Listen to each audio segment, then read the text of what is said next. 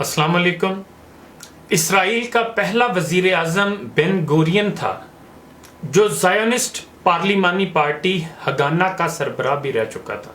एक रोज वो कुछ जल्दी में घर से जा रहा था कि उसकी बेटी ने याद दहानी करवाई कि आज वेलिंग वॉल यानी दीवारे गिरिया पर सालाना दुआ का दिन है।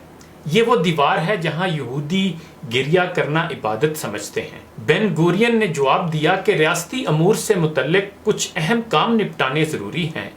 उसकी बेटी ने कहा कि सालाना दुआ से अहम और क्या काम हो सकता है। बेन गुरियन ने इस मौके पर अपनी बेटी को तारीखी जवाब दिया कि अगर सिर्फ दुआ से काम होते तो तमाम अरब और मुसलमान हज के इतने बड़े इज्तिमा में इसराइल की तबाही और बर्बादी की दुआ मांगते हैं तो इसराइल तबाह हो जाता। बेन गुरियन ने अपनी बेटी को जो जवाब दिया उसमें आज हमारे लिए भी बहुत बड़ा सबक पोशीदा है। मुसलमान आज दुआएं तो जरूर मांगते हैं लेकिन अमल से आरी हैं। नतीजा हमारे सामने है।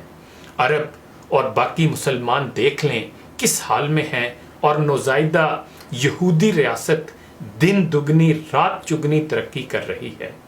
फिर बेन गुरियन ने अपनी बेटी को कहा कि मैं रियासती अमूर तय करके शाम को दुआ में भी शामिल हो जाऊंगा। 1 अरब 40 करोड़ मुसलमान इस 60 लाख की आबादी वाले मुल्क के सामने बेबस हैं और आहिस्ता आहिस्ता उसकी शराइत पर ताल्लुकात इस्तवार करने की फिक्र में हैं। याद रखें, कोई भी इंसान अपनी बुज़दिली की वजह से मौत से नहीं बच सकता। इकबाल ने खूब कहा था, फजाए बदर पैदा कर फरिश्ते तेरी नुसरत को, उतर सकते हैं गर्दों से कितार अंदर कितार अब भी। और कहा कि आज भी हो जो इब्राहिम का ईमा पैदा, आग कर सकती है अंदाजे गुलस्तां पैदा। अगर सिर्फ दुआओं, इल्तिजाओं और मुज़ाकरात से मसाइल हल होने होते तो ना बदर जाना पड़ता, ना उहद, ना खंदक और ना बाकी तमाम जंगें लड़नी पड़ती। अल्लाह के नबी सल्लल्लाहु अलैहि वसल्लम से बढ़कर सुलहजू, अमन पसंद और हिकमतकार कौन हो सकता है। लेकिन दुनिया का असूल है कि लातों के भूत और शैतान के चेले सिर्फ बातों से नहीं मानते, असाना हो तो कलीमी है कारे बेबुनियाद। और हम मुसलमान ये भी याद रखें कि अब्बासी हुकूमत के आखिरी दौर में एक वक्त वो आया जब मुसलमानों के दारुल खिलाफा बगदाद में हर दूसरे दिन किसी न किसी दीनी मसले पर मनाजरा होने लगा। जल्द ही वो वक्त भी आ गया जब एक साथ एक ही दिन बगदाद के अलग अलग चौराहों पर अलग अलग मनाजरे हो रहे थे। ये भी कहा जाता है कि एक मनाजरा इस बात पर था कि एक वक्त में सुई की नोक पर कितने फरिश्ते बैठ सकते हैं। दूसरा मनाजरा इस मौजू पर था कि कव्वा हलाल है या हराम। तीसरे मनाजरे में ये तकरार चल रही थी कि मसवाक का शरई साइज कितना होना चाहिए। एक गिरोह का कहना था कि एक बालिश से कम नहीं होना चाहिए और दूसरे गिरोह का ये मानना था कि एक बालिश से छोटी मसवाक भी जायज़ है। एक मनाजरा ये था कि असहाबे कुहफ के कुत्ते का रंग काला था या सफ़ेद। अभी ये मनाजरे चल रहे थे कि हलाकू खां की क़यादत में तातारी फ़ौज बगदाद की गलियों में दाखिल हो गई और सब कुछ तहस नहस कर गई। मसवाक की हुर्मत बचाने वाले लोग खुद ही बोटी बोटी हो गए। सुई की नोक पर फरिश्ते गिनने वालों की खोपड़ियों के मीनार बन गए जिन्हें गिनना भी मुमकिन न था। कव्वे के गोश्त पर बहस करने वालों के मुर्दा जिस्म कव्वे नोच नोच कर खा रहे थे। आज हलाकू खां को बगदाद तबाह किए सैकड़ों बरस हो गए, मगर कसम ले लीजिए जो मुसलमानों ने तारीख से रत्ती बराबर भी सबक हासिल किया हो।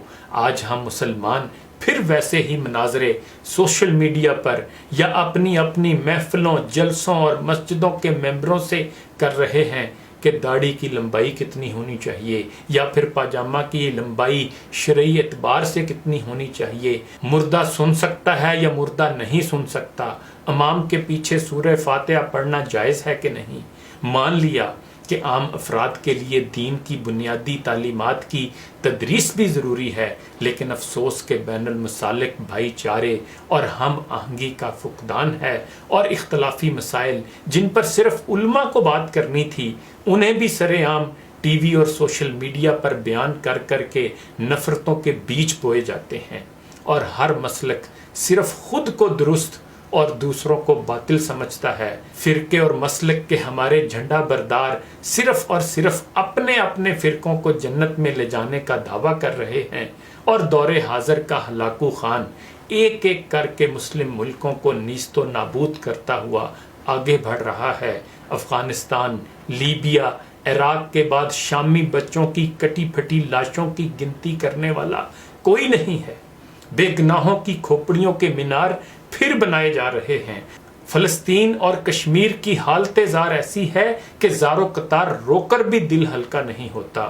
آدم علیہ السلام کی نسل کے نوجوانوں، بوڑھے اور بزرگوں کی لاشوں کو کوے نوچ نوچ کر کھا رہے ہیں، اور ہوا کی بیٹیاں اپنی عصمت چھپانے کے لیے امت کی چادر کا کونا تلاش کر رہی ہیں، اور ہمارا عمل بتاتا ہے کہ ہم خاموشی سے اپنی باری آنے کا انتظار کر رہے ہیں۔ اگر ہم انہی بے معنی باتوں میں الجھے رہے تو دشمن نے یہ نہیں دیکھنا کہ کس کی داڑھی چھوٹی ہے اور کس کا پاجامہ ٹخنوں سے نیچے ہے۔ جنگ میں دشمن کی گولی شیعہ سنی، دیوبندی، اہل حدیث، حیاتی مماتی کا فرق نہیں کرتی۔ خدا را سوچئے، اب بھی وقت ہے ایک ہونے کا، اتفاق و اتحاد پیدا کرنے کا۔ اقبال کو یاد کر لیجئے، جس نے کہا تھا کہ منفعت ایک ہے اس قوم کی، نقصان بھی ایک ہی سب کا نبی، دین بھی ایمان بھی ایک، حرم پاک بھی، اللہ بھی، قرآن بھی ایک، کچھ بڑی بات تھی ہوتے جو مسلمان بھی ایک۔ فرقہ بندی ہے کہیں اور کہیں ذاتیں ہیں، کیا زمانے میں پنپنے کی یہی باتیں ہیں؟ انہی گزارشات کے ساتھ اجازت چاہوں گا۔ اپنا خیال رکھیے گا۔ اللہ حافظ۔